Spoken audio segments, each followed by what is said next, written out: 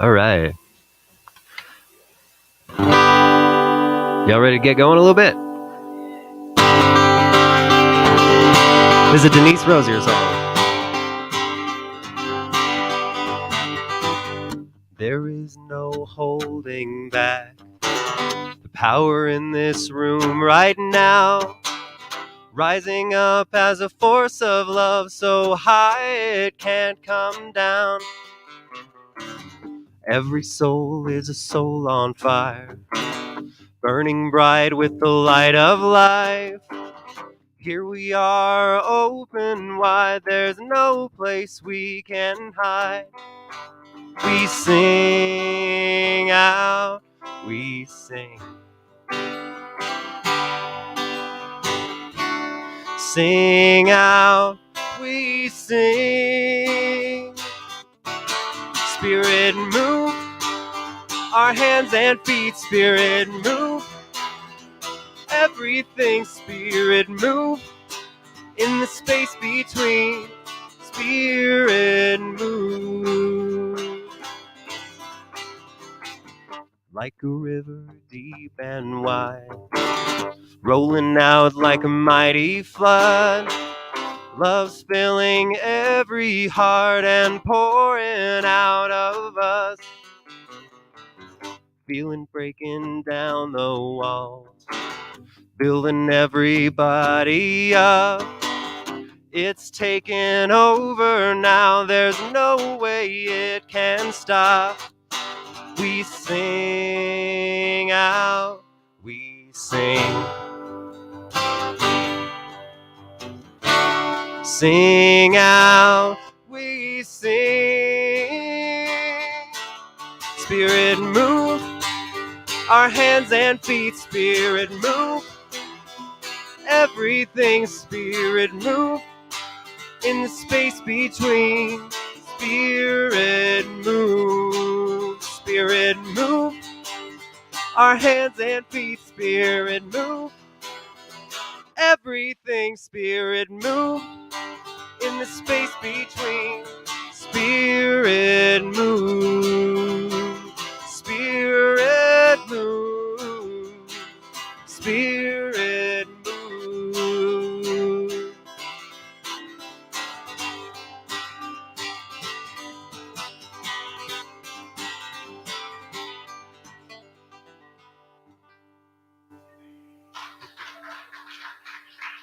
Doug.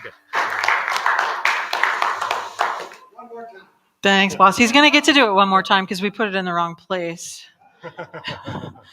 So you got to... We goofed. We moved? We goofed. Oh, we did? Yeah, so you're going to need another song. Just go ahead and crank one of those out in your Perfect. mind right now. Well, I say hello and welcome to everybody. Send a little love to Julie. She was sick. She's feeling sick. So we just know that she's popping back. But this guy, right? Right.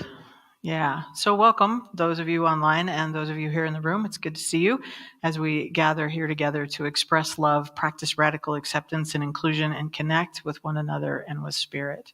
And as we like to say, New Thought Northern Colorado, we are a powerful spiritual community, lovingly committed to a world of acceptance, compassion, peace, and joy.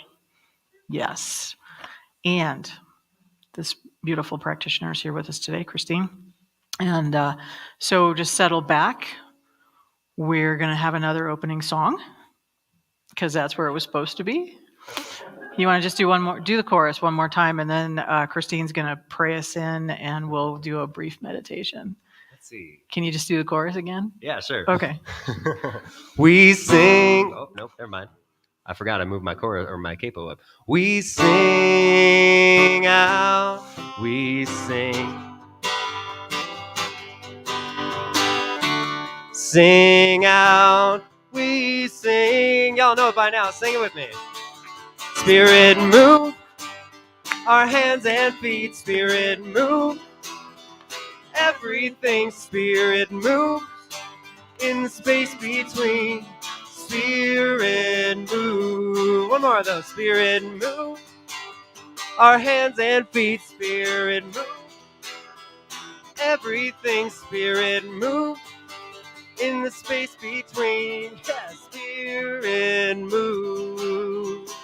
Spirit move. Spirit move.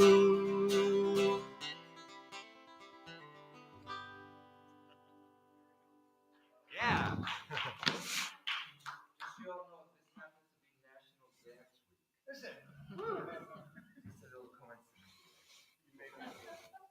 All right. So I invite everyone just to take in that joy and just take a moment to pray with me and close your eyes if you feel comfortable. Allowing that divine, sweet presence to fill our minds and hearts as we recognize that there is only one power, one spirit, one life, one love that I call God. Knowing that this is the absolute life back and force of everything. Knowing that this divine essence is pure love. It is that sacred wholeness. And that one presence that has its way in us. For it expresses and experiences the world through us. And it is all around in absolutely everything. For we are all one with this divine presence, with this divine love. And there is absolutely no way to separate ourselves from it. And what I know for this evening is that we allow that presence to move through us, to open our minds and hearts to a greater peace and awareness of love and compassion and joy in this world. As we allow it to move through us in our actions, either by being here in person or being here online, or by not being here, knowing that we come together in this community as that grand expression of the divine. And we give thanks for this time together, for the power of this word, for knowing the truth of oneness, the truth of wholeness, the truth of stillness, the truth of that divine essence that is in everyone and everything. So I release these words and let them go and let them be, knowing that everything is unfolding in divine timing just as it should, and rests in those divine loving arms as we let it go. And if you would like, please join me in saying, and so it is. All right, so let's move into a space of meditation and just take a couple of moments to just be. And again, if you're comfortable, just close your eyes. Take a deep breath in and just release in your own time.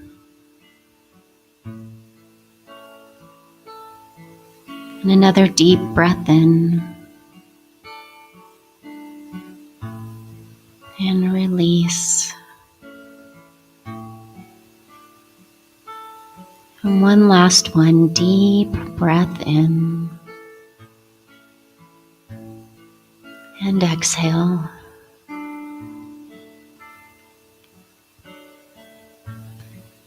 So I invite you to begin to just notice your breath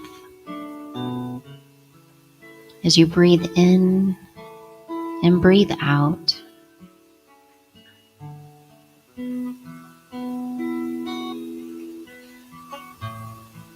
Feel your chair supporting you. And allow peace to flow into you without any resistance. Breathing in and breathing out.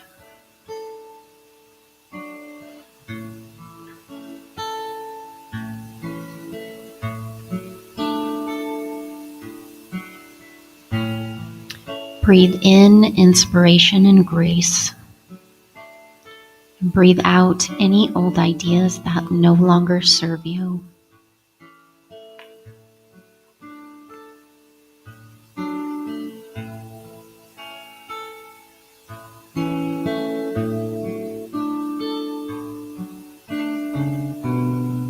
Breathe in love and light. And breathe out negativity, darkness, and fear.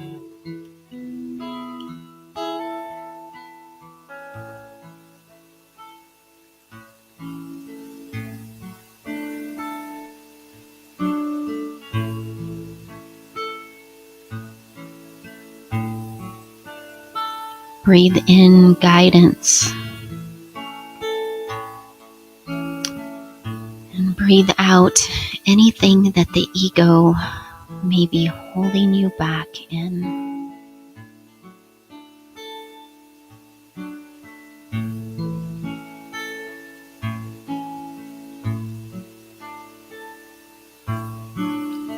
Breathe in love and support.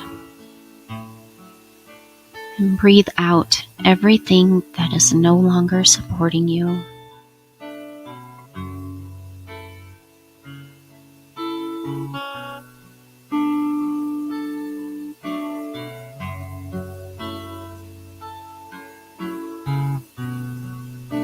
Breathe in whatever you need in this moment, and breathe out whatever you need to release.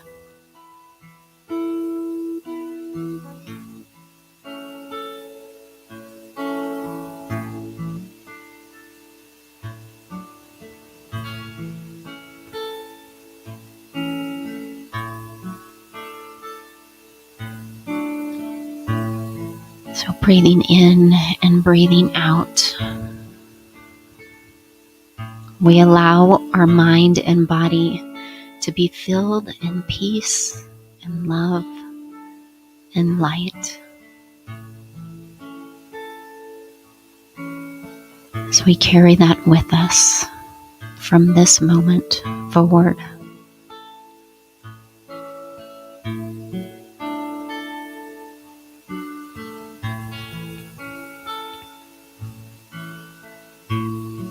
So I invite you now to begin to bring your attention and awareness back into this room,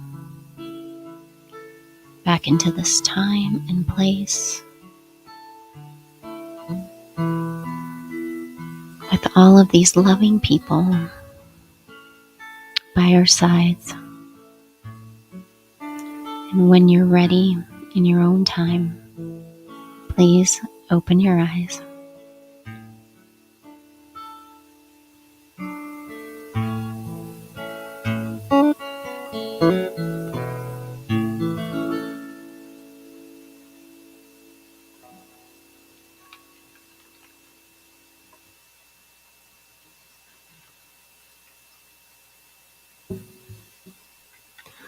All right. So the featured song today is by a singer-songwriter I like named Brett Dennen. It's called See the World.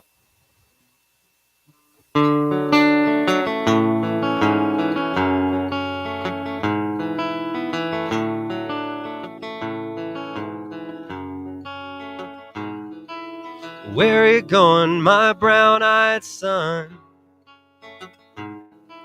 You used to crawl, but now you run. You started off on a road half dark, and the river curled into a question mark. But will you sleep on diamond beaches, dear, and drink from prism streams so clear? You don't have to be rich to get around. There are mansions growing up out of the ground. The days go by. Get out and see the world. The days go by. Get out and see the world with your own eyes.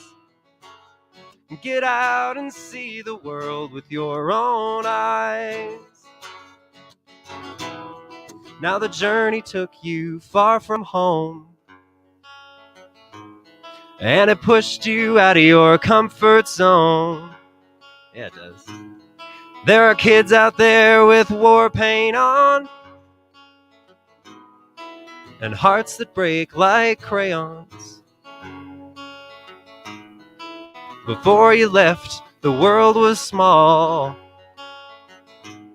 Now the hills are bleeding like waterfalls. There are a lot of bad things that are buried shallow, and cries for help with no echoes. But the days go by. Get out and see the world. The days go by. Get out and see the world with your own eyes. Get out and see the world with your own eyes. It's hard to see what you're going through. Just no one can beat up on you. You'll spend some time in the waiting place, and the purest things may leave no trace. Go up on the mountain top and shine. I'll reflect it on my long decline. I've gathered sunsets in my prime. Now I'm planting trees that I'll never climb. 'Cause the days go by. Get out and see the world. The days go by. Get out and see the world. The days go by. Get out and see the world with your own eyes. Get out and see the world with your own eyes. Get out and see the world with your own eyes. Get out and see the world with your own eyes. The days go by. Get out and see the world. The days go by. Get out and see the world with your own eyes. Get out and see the world with your own eyes.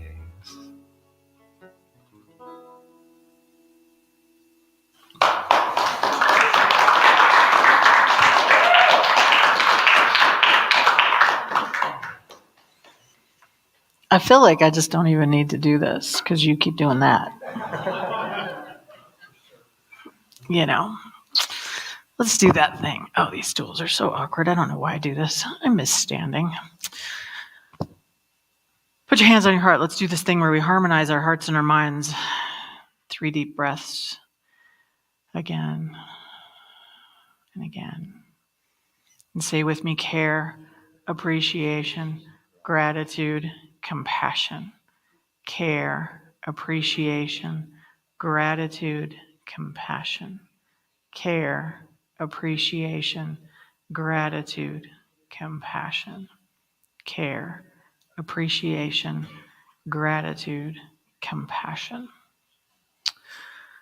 So we're going to continue in this month exploring living this creative life. And today the talk title that we put out was Boldly Go, which means, of course, I wanted to make some Star Trek reference, but then I thought, well, that was just too easy. So that's my Star Trek reference, I guess. But first, I want to kind of review a little bit. You know, a couple of weeks ago, I talked about, I mean, seriously, this whole sitting thing, it's cozy, but I'm over it. A couple of weeks ago, I talked about baseball as a metaphor for how we communicate with the universe, and that the universe is our catcher, and how we communicate with the world, and the universe is our catcher, and whether we not allow the batter to be the God blocker to hit home runs straight at us, or if we're getting our pitches around, you know. And we were reminded that we're the pitchers. We are the pitchers in our own life. We get to call the pitch. We get to fill the infield with our supporters and the people who love us and the friends of our choosing. And we talked about how great all of that is, and yet you got to let go of the ball, right? I almost brought the ball back, but I almost hit somebody with it last time. So before service, playing with it. And then last week, Easter, Reverend Leah and I tossed around some ideas about the revealing of wholeness as a way of being. And we talked about releasing and revealing and releasing. And I still love this quote from Glennon Doyle. If we are truly alive, we are constantly losing who we just were, what we just built, what we just believed, what we just knew to be true. In other words, we are in a constant cycle of shedding the old so that something new can be born within us. And in this in-person service, we had a ritual affirmation sort of time, and you released some things that you were ready to leave behind. And I know that when you released them, you didn't think about them again all week, right? You just left it here. It's not with you, and awesome. So we did our job. And you took some flower seeds to plant to create some additional beauty and goodness in the world. And then we talked about rising. You know, about rising to our full and authentic self, about coming out of release with intention and creativity and fullness. And yet, And yet, as I contemplated this go boldly thing, I keep running into the same thing. I realized that so much of this last couple of years has had us standing in the doorway. And I feel like in some cases, I'm like standing in the doorway, holding onto the door frame, right? And we're standing in doorways that we simply would have walked through and yelled, "Here I come," in the past. And then here we are, like in the doorway, and we're hesitating. Like we're standing there on the pitcher's mound with all the love and support around us, with the knowing that our thoughts create and that our actions must come first, and that our thoughts create and that our actions must come first, and that our thoughts create and our actions must come first, and we hesitate. And we hesitate. And it reminded me of something I read recently that Ernest Holmes wrote, and he said, "It is certain that none of us receive as much benefit from this teaching as we might." And I was like, what? No, it is certain that none of us receive as much benefit from this teaching as we might. And then Dr. Holmes went on to talk about it and explain it as he said, "We do not let our consciousness range in the field of greater possibilities. We do not create space to allow our consciousness to explore and play and soar and connect in the field of infinite possibility." Now, Dr. Edward Viljoen, who is the elected spiritual leader of Centers for Spiritual Living right now, wrote recently about this quote, and allowing ourselves to soar in our lives, and wondering why we are not kind of exploring this. Why aren't we benefiting from this teaching? And he responded very beautifully to this in his own. He's a lovely human being, and he says, "Oh, yes, indeed, today there seems to be an overload of burdens we carry with us. And it can seem like an ill-advised luxury to be roaming around the field of greater possibility with a playful spirit when there are urgent things to attend to." And I was like, what could be more urgent than allowing our consciousness to play in the field of infinite possibility? The dishes, mowing the lawn, going to work, I suppose. I don't know. I can put Facebook, all the things we put in the way of that, right? But what? Wordle. That only takes 5 minutes. But every day. What seems clear to me, though, today is that we are really absolutely called to explore the field. There are big things going on in the world, and they call for new ideas that are born out of new ideas, not old ideas recycled out of a lack of imagination or a lack of belief that things can change. It dawned on me this morning while I was doing this talk of how many times I have said history repeats itself. And I'm like, why do we say that? I mean, historically, history has repeated itself, but if we are right now creating the field of possibility, and we are creating our tomorrow out of our thought and our word, then why would we say that out loud or inside?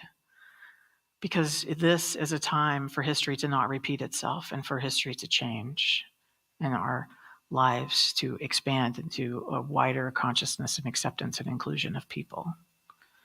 But all that leads me to this favorite question that I'd like to ask myself sometimes, and sometimes I like to ask you. And that is, if someone talked to me for 15 minutes about my life, and if I didn't tell them, would they know that I am a religious scientist? If you didn't tell anybody, this is what you do, the Centers for Spiritual Living thing, you go to this cool, weird church you can't really describe, would they know by your actions, by your attitude, by your curiosity, by your faith, and by the reflection of that faith in the results in your life? Would they know? I like to think that they would. For me, I like to think that they would. I look at my life and go, I've been doing this for a long time now. It's kind of ingrained in a lot of ways. There's a lot of second natureness. There's a lot of second natureness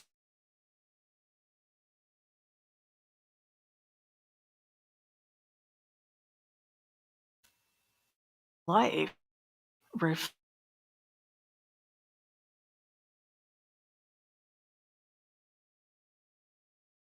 lives are, right? In so many, many ways. And then Ernest Holmes said this: there should never be any sense of finality in our self-discovery.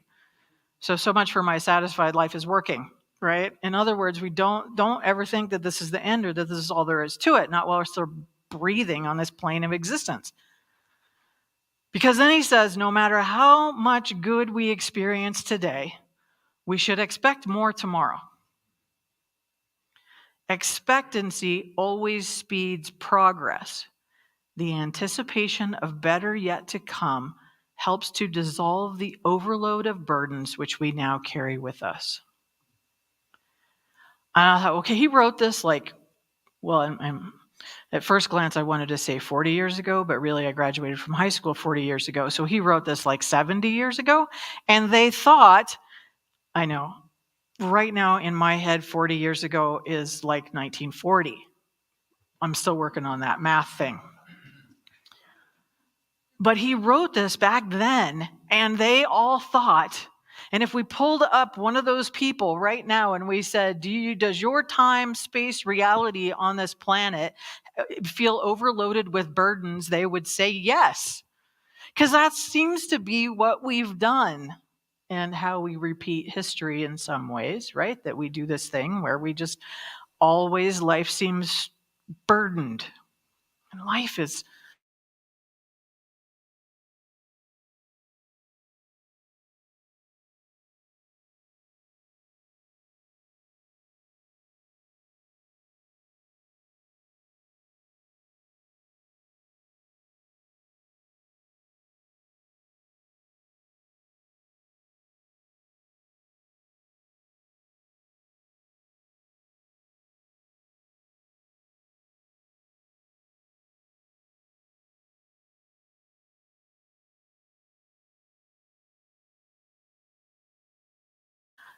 And I believe that in there, we have a recipe for continuing to build a more compassionate, more loving, and more kind future for our children and our grandchildren.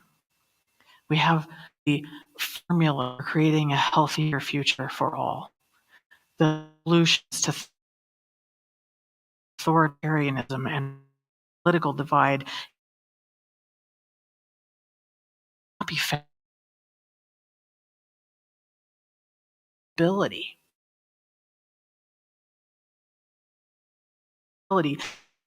come about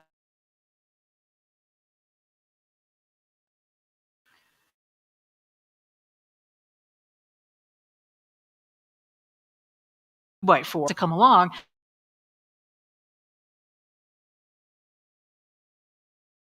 We can and take that action. The things come. It's grilled in our mind. We must mostly always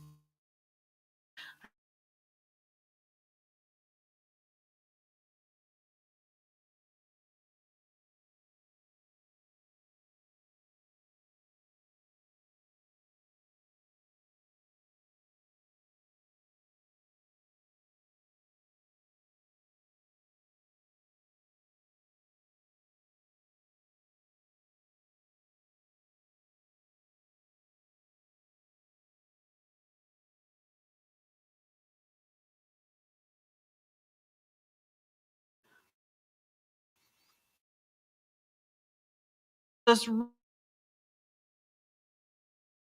we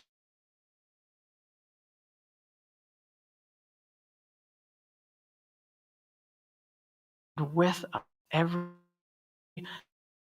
way it works. Bottle some of these talk. Well, I love when we receive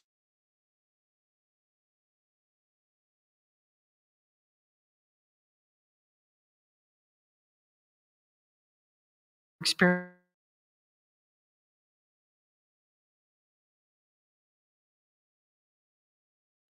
We always have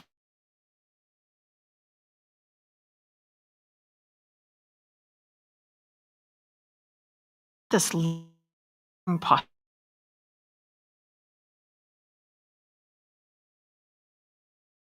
The tithing, the things, prosperous and